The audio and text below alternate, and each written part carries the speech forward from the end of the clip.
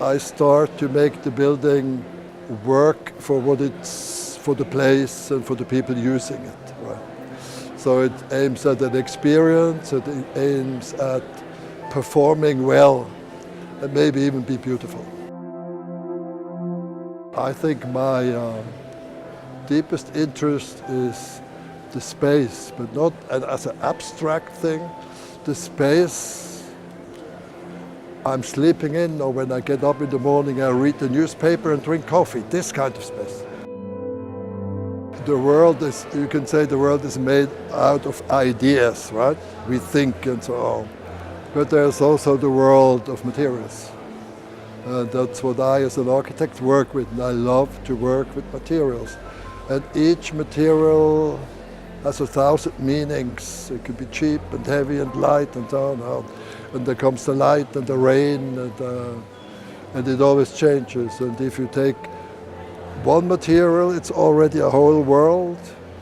And if you take 2, 3, 5 materials, you can start to compose, and then you can. I'm trying to take the right amount of this and the right amount of that, and hope that they start to react together.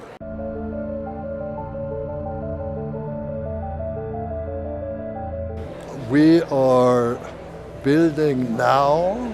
History doesn't, in a way, doesn't exist. We can only think history in presence.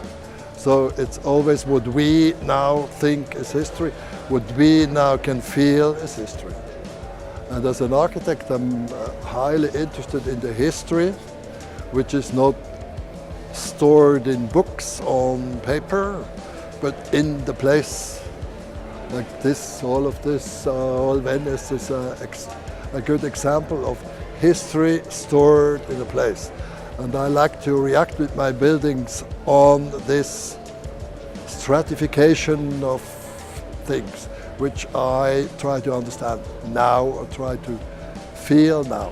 It may be more to do with intuition than with science.